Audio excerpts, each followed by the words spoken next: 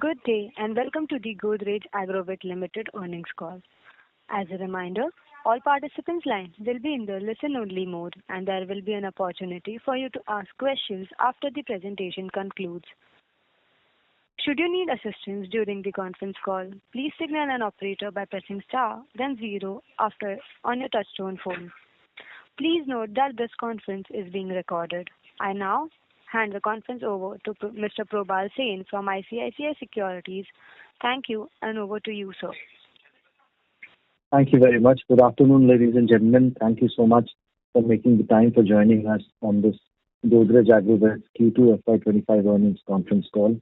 From the company, we have members of the senior management with us, including Mr. Nadir Godrej, the chairman of the company, Mr. Balram S. Yadav, the managing director, Mr. S. Godrej, Chief Financial Officer, and we also have Mr. Arijit Mukherjee, the Chief Operating Officer of Astec LifeSciences, who is joining the call. We would like to begin the call with the brief opening remarks from the management, following which we'll have a forum open for an interactive question and answer session. Before we start, I would like to point out that some statements made in today's call may be forward-looking in nature, and a disclaimer to this effect has been included in the earnings presentation shared earlier. I would like now to invite Mr. Nadir Godrej to make his opening remarks. Over to you, sir. Good afternoon, everyone. I welcome you all to the Godrej Agrovet earnings call. Godrej Agrovet continued to deliver improvement in profitability with the exception of Astec LifeSciences and the poultry business. EBITDA margins, excluding non-recurring items, improved in Q2 fiscal year 25 by 70 basis points and by 130 basis points, excluding Astec, as compared to Q2 fiscal year 24.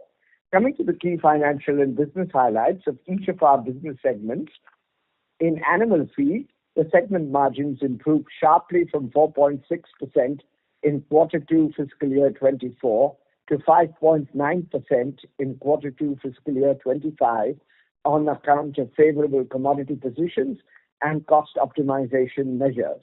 Further, EBIT per metric ton improved significantly from rupees 1,531 in Q2 fiscal year 24 to rupees 1,953 in Q2 fiscal year 25. While there was a marginal degrowth in volumes of cattle feed due to subdued milk prices, the layer and broiler feed volumes grew sequentially and also year-on-year. Our vegetable oil segment revenues in Q2 fiscal year 25 were flat, as higher realizations of end products were offset by lower fresh fruit bunch arrivals. Segment margins improved on account of better oil extraction ratio, OER, and accreted downstream value addition. The standalone crop protection segment results witnessed strong growth in Q2 fiscal year 25. Our segment margins improved significantly from 30% in Q2 fiscal year 24 to 43% in Q2 fiscal year 25, primarily due to lower doubtful debts and control over fixed costs. However, segment revenues were lower by 24% due to the erratic rainfall in key states, which reduced spraying opportunities and resulted in higher sales returns in the herbicide category. Astec LifeSciences continue to experience pricing pressures in the enterprise products business and lower than expected volumes in the CDMO category due to a cautious approach adopted by our CDMO customers. This adversely affected both revenue and margins. In Q2 fiscal year 25, our dairy segment continued to demonstrate margin expansion, with EBITDA margins improving by 140 basis points. This enhancement was primarily driven by operational efficiency-led gains and an improved milk spread despite a flat top line. In a seasonally weak quarter, the poultry segment recorded a decline in revenue, primarily due to lower volumes in the live bird business, as we continue to focus on branded business and reduce our exposure to the live bird business. Segment margins were adversely impacted due to unfavorable channel and product mix. GAVL's joint venture in Bangladesh ACI Godrej recorded a decline in revenues of 6% year-on-year in Q2 fiscal year 25 due to volume contraction and pricing pressures in the backdrop of a challenging political and economic environment. That concludes our business and financial performance update for the quarter. With this, I close my opening remarks. We will now be happy to answer your questions. Thank you. Thank you very much. We will now begin the question and answer session. Anyone who wishes to ask a question may press star and one on the touchtone phone. If you wish to remove yourself from the question queue, you may press star and two. Participants are requested to use handsets while asking a question. Ladies and gentlemen, we will wait for a moment while the question queue assembles. The first question is from the line of Abhijit Akela from Kotak Securities. Please go ahead.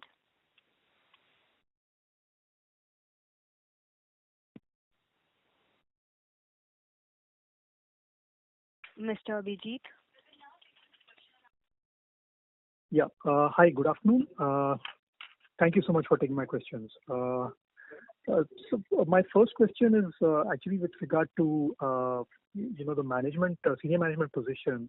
I understand that Mr. Balram Yadav's retirement is scheduled towards the end of this financial year. In that context, if you could help us understand the company's plans for succession for the top job, that would be helpful.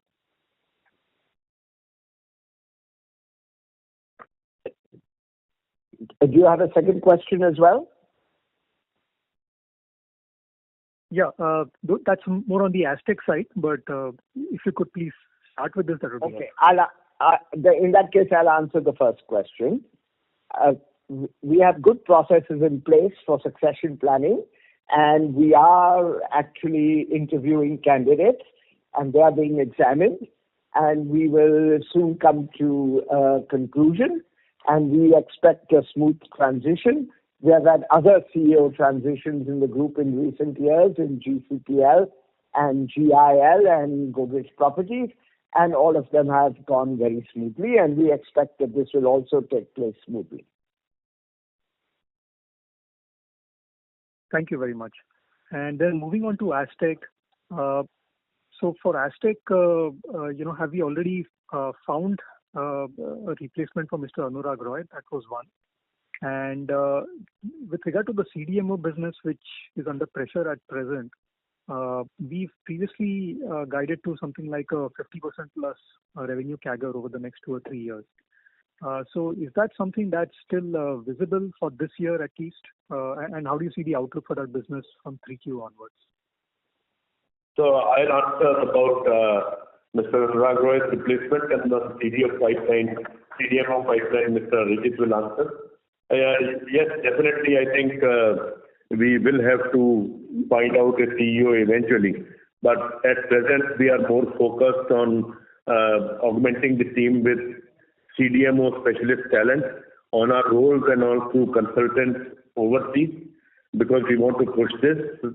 The recruitment and hiring of the CEO will take some time, but I think our priority is to develop this CDMO team and give some acceleration to this process.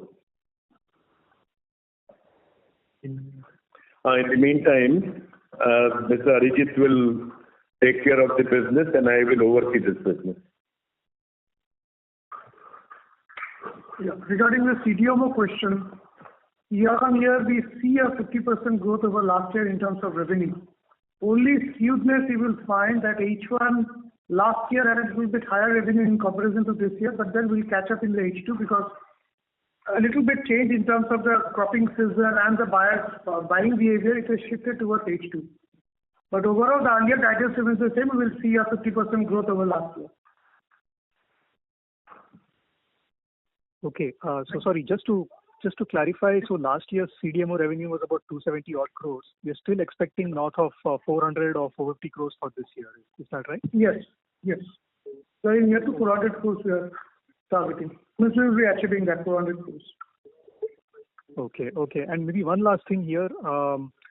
Could you please help us understand the size of the order book at Aztec? Any metrics you could share in that regard, just to help us understand how the order book is positioned and what sort of visibility you have with regard to this CDMO ramp up.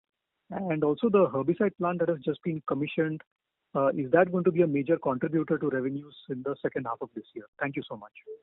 Generally, we do not share the order book position, but I can say that we are confident enough in terms of achieving the targets. So the discussions are ongoing and some are closing and some will take a little bit time to close. Herbicide 2, yes, it has been commissioned on time and that will play one role in terms of achieving this target. So Abhijit, I'll add one thing is that definitely it's not like old times that at the beginning of the year we ended up selling 80-85% of our capacity. So I think the times are very different now. The second thing is this herbicide plant, definitely I think the assumptions for that plant capacity utilization are definitely pushed by a year or two. So a year or two, and I feel that probably it will be only in FY26 that we will see upwards of 60-70% utilization of this plant. Okay, thank you very much, sir. I'll get back in the queue for more. Yeah. Thank you. The next question is from the line of Nandita Rajhansa from Marcellus Investment Managers. Please go ahead. Thank you so much for the opportunity. I have a couple of questions. One is around animal feed and the second one is around dairy. So in terms of animal feed, what is the progress with the fish feed segment? Because in the presentation we did not get any color on how that segment grew in this quarter. On the dairy business, I wanted to understand why is the value-added product salience, that is VAP salience, gone down from 42% last quarter to 32% this quarter. If the management can give some color on that. Thank you. So fish feed is having a tough time in this year in the whole country. If you see, fish production has taken a hit because of very erratic rainfall, and then towards the end of the season, lot of rainfall. So we have degrown in fish feed in the first half of the year. We believe because the season has extended, because the positive side of good rainfall is also that you have ponds filled till longer time.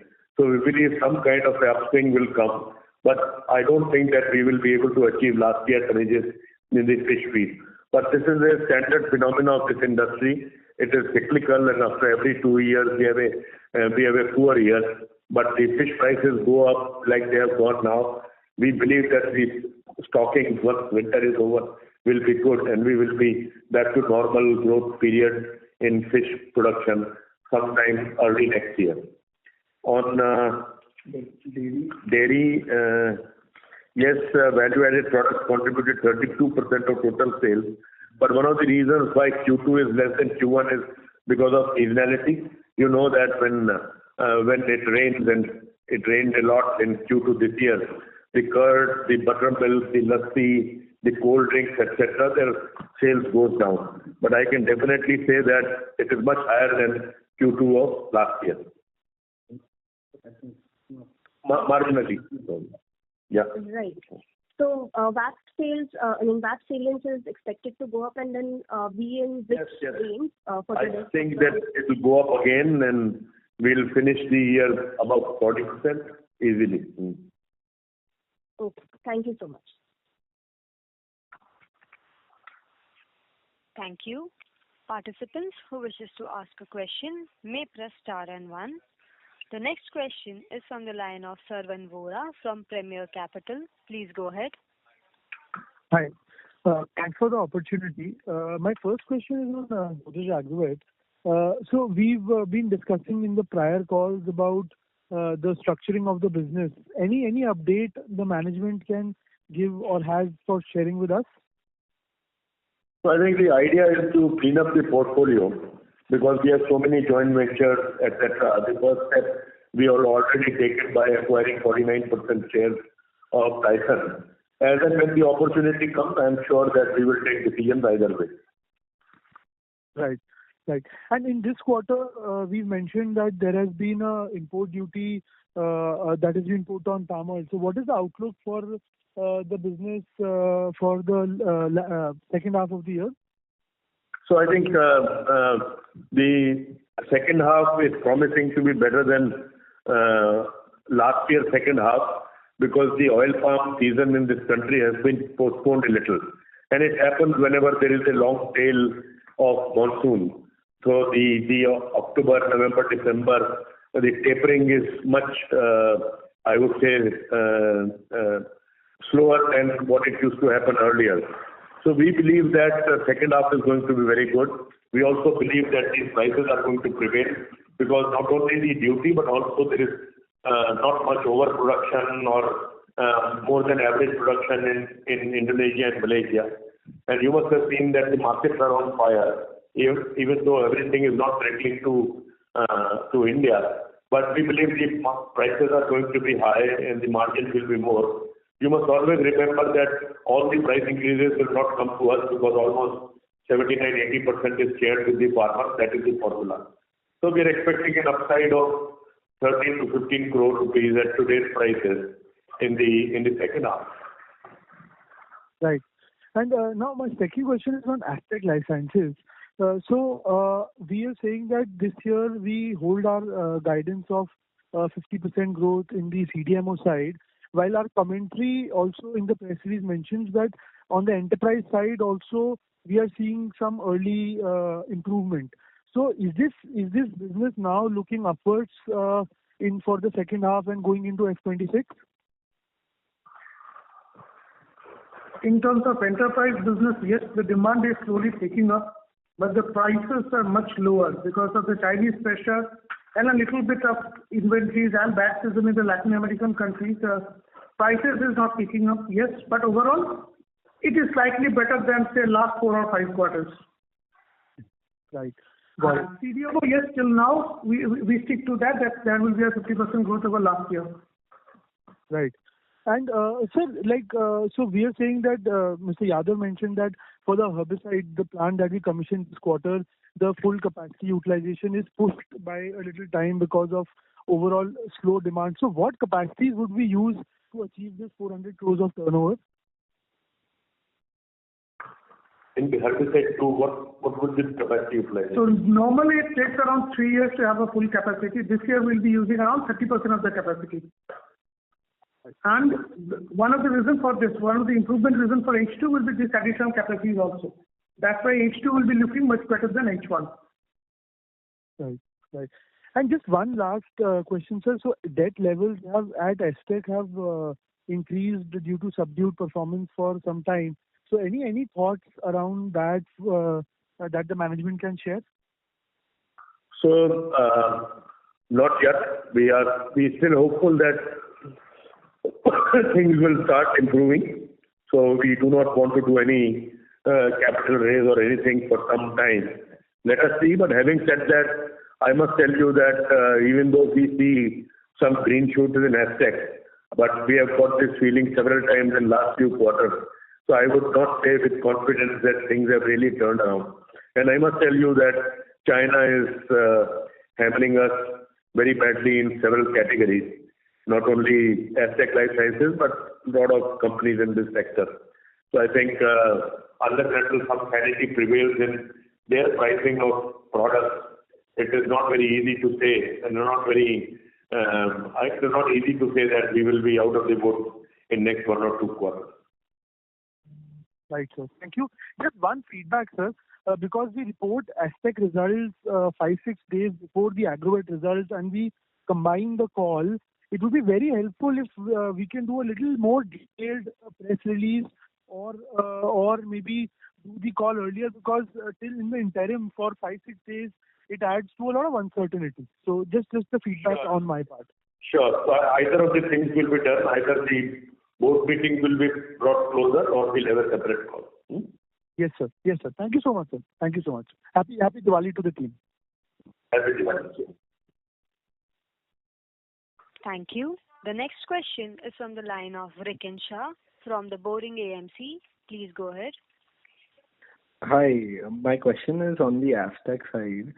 So in terms of, the discussion that was had last quarter's con call, it was mentioned that the board was reviewing whether, some of the life cycle of the enterprise products was exhausted or not. And there was also talks on some capacities being rejected in the enterprise side so that, a turnaround could be shaped up around that. So is there any development on that side? So there have been two approaches to this solution. One, yes, some of the capacities already, if you see some of the capacities we are using for new products, the new product launch which has happened in these 2 quarters is using the existing capacity. Secondly, yes, some of the life cycle we are trying to manage in terms of we will be reducing some of the capacities and using it for some other products. But it will take some time in terms to materialize because there will be the question of registration, buyer's agreement. So this takes time, but on both the front we are working.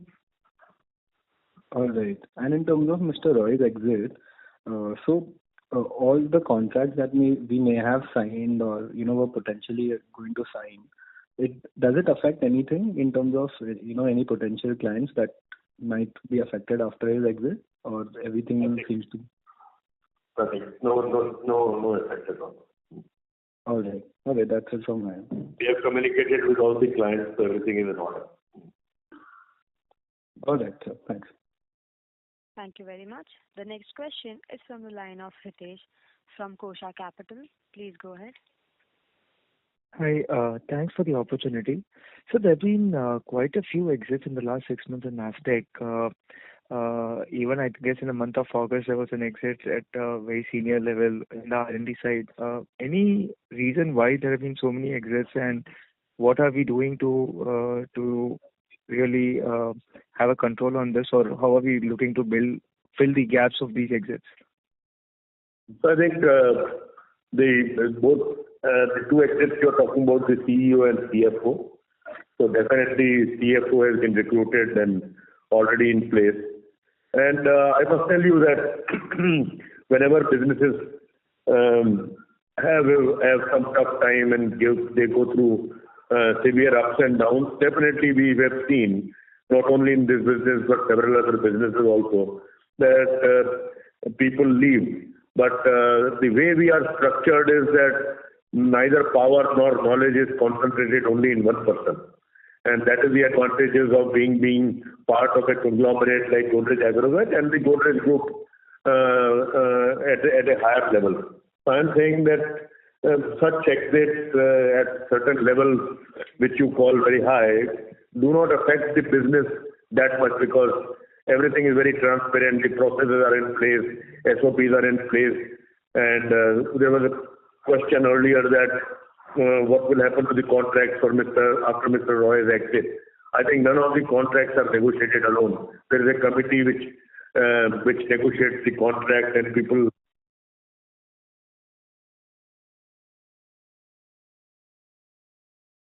Hello. Participants, the line for the management has disconnected. Please wait while I join them back.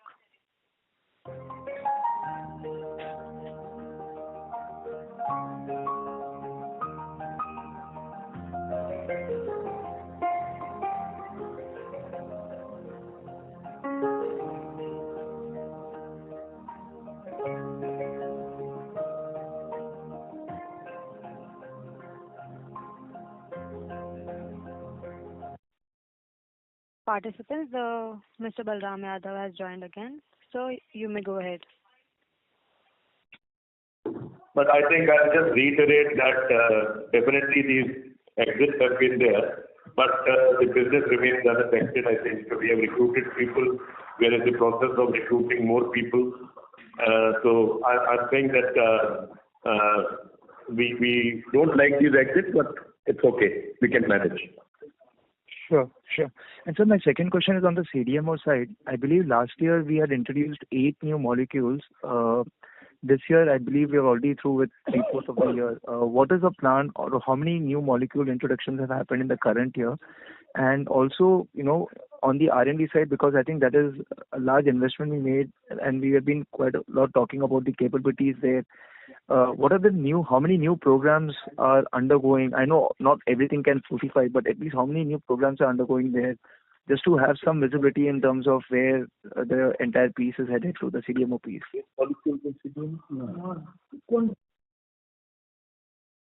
In CDMO? Yeah, that's right. So CDMO last year we had about 8 new molecules introduced into the market. Right? For LPB as well as or total CDMO molecules. I'm referring to the Aztec CDMO business.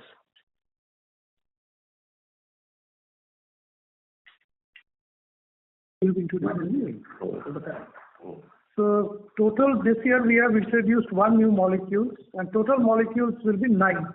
8 was for the past and 1 new molecule. It was not 8 year introduction. It was 8 last time. Yeah. Last year we had it, not 8 new last year. Yeah. And in case of R&D, we are in discussion with several companies for new projects. So these falls under NDA, so would not be able to disclose the number. But I think this will be significant enough to run the R&D right now. Okay.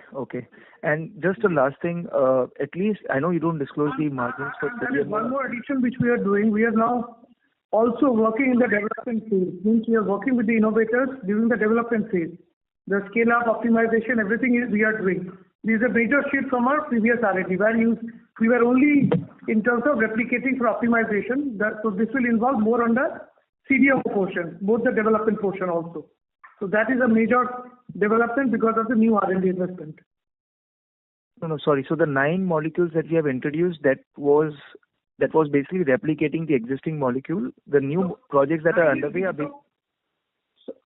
9 is the total molecule. The introduction is only 1 for this year. Sure. And what is the development molecules as well? The development molecules is still in the R&D. Sure. How many such molecules will be there in the development phase? At least a number if you can share. It's difficult at least to stage a number because these are the very new molecules. So we won't be able to share the numbers as such. Okay, sure. No worries. And just the last thing, I know you don't disclose the margins for CDMO and enterprise separately, but at least qualitatively, is the margins intact what it was last year in the CDMO front for the current year, that is FY25? Yes. Or are we seeing pressures there? Similar. Yeah. Yeah, the enterprise margin, as Mr. Arijit said, that because of the pricing pressures are extremely low. So I must also add that in enterprise there are lots of inquiries, but at very low price. Sure. So the CDMO margins are still stable. Enterprise, we are seeing a sequential recovery, right? CDMO is intact. Sure. Thank you so much. Yeah. Thank you. Participants who wish to ask a question may press star and 1. The next question is from the line of Guneet Singh from Countercycle PMS. Please go ahead. Hi, sir. Thank you for this opportunity. I have a question regarding Godrej pricing. So, sir, even the share of branded products have increased. Our EBITDA margins have gone down. So, EBITDA of 5 CR versus 19 CR in the same period last year. And I think that the maize prices are lower in Q2 as compared to Q1 sequentially. So, I mean, what are the main reasons for fall in EBITDA margins? Can you throw some light on that? So, input into the branded business, which is real good chicken and yummies, is also chicken meat. So, there has been two issues in Q2. One is that the chicken meat costs were very high because of a lot of disease incidents, etc. And it was higher. It was very unusual also. The second thing is that Q2 normally is a low quarter, low consumption quarter in the country because of Shraddh and Navratra, etc. All the season, Sawan. So normally if you see all Q2s are going to be very, very tough for us. But having said that, I think things have come back to normal in the month of October, and you will see a secular increase in margins in this quarter and the next quarter. All right. So you're saying that basically poultry prices were higher than usual in Q2. That's what was. Cost. Cost as in, yeah, so poultry is the main input for your. One of the chief reasons for cost increases that this is the off season for raw materials. So raw material prices are at the highest in Q2. And second thing is that there were some disease incidences because of which there was mortality and poor growth, which added to the cost. In our business, the Problem is that if the chicken dies after eating, it is a total loss. Or if it eats and does not grow to the extent or as per the standard, that is also a loss. So I think both these things happen in quarter 2. All right, sir. And going forward, currently, what does the situation look like for the segment? This improvement, Q3 is always good. So you will see improved numbers in Q3. All right, sir. Thank you very much. That's all from my side. Thank you. Participants who wish to ask a question may press star and 1. The next question is from the line of Abhijit Akela from the Kotak Securities. Please go ahead. Yeah, thank you so much for taking my follow-ups. On the working capital front, it seems as if receivables have increased significantly in the first half by about 200 crores versus March levels seen in the cash flow statement. So which business has this happened in, and what's the outlook there? Can we sort of reverse this in the second half? Which business? CP. So this is the season for crop protection business, and every year the working capital goes up. I must also tell you that October there is a steep fall, and the way we are working and the kind of controls we have, we will have a lowest working capital in terms of number of days. By the time March comes, we should exit at about 40-42 days of working capital, which is at the end of September was about 50 days. So this is the kind of reduction. Well, some of it has already happened, but we believe that it is further going to reduce. So can we expect a commensurate reduction in debt, sir, in the second half? The debt levels seem to have gone up by... Absolutely. I think debt equity will come down, I think, by March to less than 0.3 standalone. Got it. And what would the weighted average cost of debt be at present? So for H1, the average cost of debt was around 7.36. Okay. Got it. Then just on the animal feed segment, any pickup in the milk market that we are seeing, and therefore, in cattle feed demand for our products?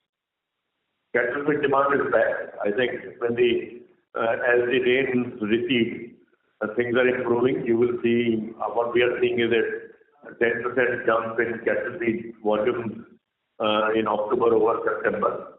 So we strongly believe that the growth will be back in cattle feed in the second half. And in the oil palm business, we had mentioned last quarter that we do expect to match the previous year's volumes, despite the fact that the first half has been soft because of weather issues. We will grow over previous year. My sense is that I think just give me a minute.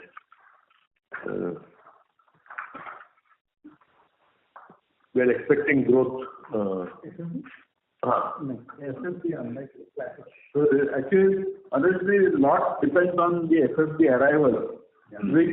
So as of now, we believe that the season has differed, and we should see a higher inflow of FFB in H2. But obviously, these are all sort of depends on a lot of factors, and we can never be certain about the kind of increase in FFB arrival in H2.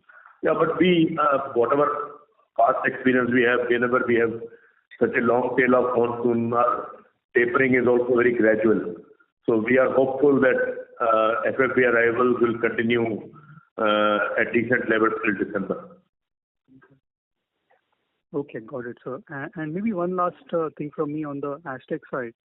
Do we typically have take-or-pay clauses in our CDMO contracts which give us, good visibility into the revenues over there? And also in the, are we typically one of the either the sole supplier or one of two suppliers for the molecules we are making in CDMO? So the first question, in few of the agreements we have taken pay clause there. But this generally happens after certain aging of the CDMO. Say after 3 or 4 years, once the registration is over, we get a clarity of the volumes, annual volumes generally, then this clause is put into the agreement. But yes, overall, slowly we are having taken pay clauses. Typically, CDMOs are not exclusive in nature. Mostly the buyer has 2 sources. It is currently almost all the CDMOs will have at least 2 sources of. We will be one of the source, other source might be some other countries. Okay, got it. And also just to clarify one thing that was mentioned previously on the call, the total number of molecules at Aztec right now is 9, which basically includes 8 older ones and 1 new molecule. This is in CDMO, I guess, is what you're referring to. Okay. Yeah, CDMO. Got it. Thank you so much. Yeah, all the best. Thank you. The next question is from the line of Rikin Shah from the Boring AMC. Please go ahead. Hi, thanks for the follow-up. So I can see that the inventory positioning has lightened quite a bit from FY23, where it was 295 crores to 196 at the end of FY24, and we're down to 150 crores. So in our present inventory situation, how much of the old high-cost inventory is still left, or is it out of the system now? This is Aztec you're talking about? Yeah, Aztec. Okay. So, majority of the high-cost inventories have moved out. So whatever remaining is there will be Q3, which will be moving out. Okay, so finally, Q3 should be the last quarter of the. Yeah. Okay, and sir, after Q3, at what particular scale or sort of volume can we see an EBITDA break even in the enterprise side? It's very difficult now to say because the demand position, pricing, everything is changing so rapidly. We are not able to give certain forecast of 3 or 4 months. But only thing we are seeing a little bit positivity in the market in terms of demand, but we have to get a feel of it because these are until and unless we have that concrete demand coming up, we go into negotiations. It is very difficult to say right now what will be the capacity utilization, EBITDA breakup, EBITDA one. Okay, got it. Yeah, that's it from my end. Thank you. The next question is from the line of Sarvan Vora from Premier Capital. Please go ahead.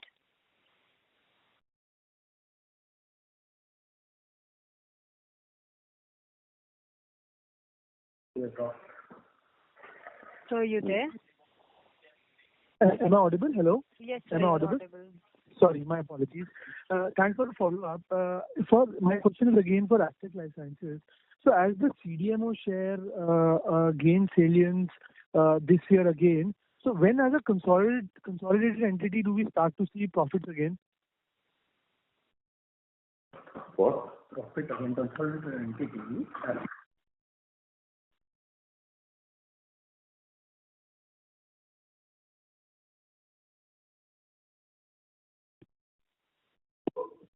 Okay, I've understood the question now. We are trying very hard, and with 1 or 2 more contracts, if they come our way, which are under negotiation, we are hoping to break even in Q4. No, in H2, which means that we will be profitable in Q4. Right. Got it, sir. And sir, when you say that Mr. Yadav, you mentioned that you are seeing a lot of inquiries on the enterprise side, but the realizations remain low. So any anecdote you can share from the past where how much time it has taken when you start to see volume recovery and realizations also recover? Because any qualitative aspect you can share there.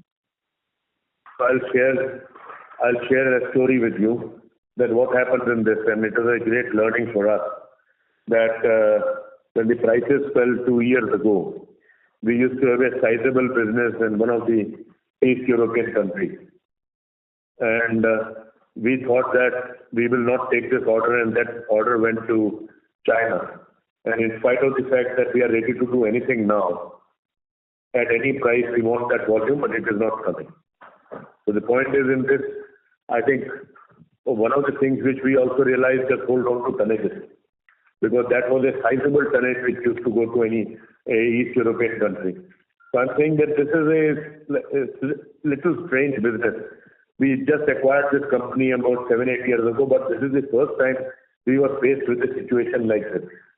So I think we have a lot of these kinds of learnings, and probably taking that loss would have been better, because when the markets go up like they were going now, I think we could have definitely had at least 15-20% capacity utilization more had we held on to those volumes. So these are a few learnings we have. I think my sense is that next time when it happens, probably it is better to take the hit but keep the plants running the way Chinese do. Right. And like Mr. Mukherjee mentioned that now earlier we were just doing kind of CMO products. Now we are doing early stage development also. So any qualitative update? Now it's been more than 1.5 years, about 1.5 years since we had that R&D center in place. So any qualitative aspect of how much benefits, like in terms of what benefits you see accruing in this business over 3-5 years? So I'm saying that there are a few things which I wanted to talk about. One is the plain molecules which we develop and we sell.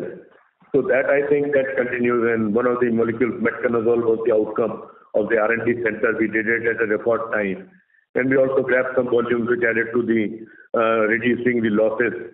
But I must also say that this co-development is a long-term process, and even longer-term process with even the innovators are having some tough time worldwide. So whatever used to take 2 days, 2 years may take 3-4 years now. So that I think is the story as of now. So there are inquiries, there are collaborative efforts, but they are a little sluggish. Some of the very big innovators have banned international travel. So just because they are under tremendous stress. So I think all this will take a couple of quarters to clear. But definitely I must tell you that R&D center brought out this molecule. It is working with some innovators already on some co-development. The third thing which we need to talk more about is the kind of benefit it is bringing to our crop protection business by improving margins of the products we make, and that is evident in our P&L.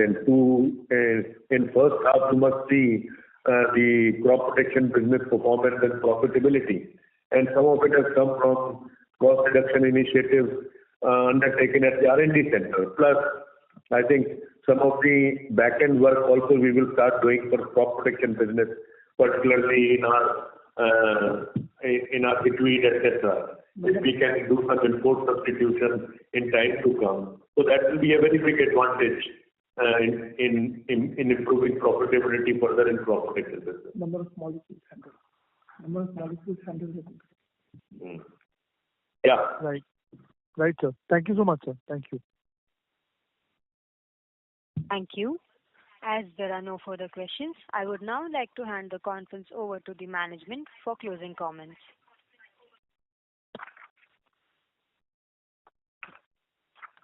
Thank you. I hope I have been able to answer all your questions. If you have any further questions or would like to know more about the company, we would be happy to be of assistance.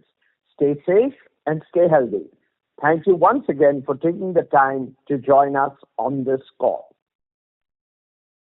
Thank you, everyone. Thanks. You can now exit the call. Thank you to members of the management as well as all the attendees. Thank you. Bye. Thank you. On behalf of ICICI Securities, that concludes this conference. Thank you for joining us, and you may now disconnect your lines.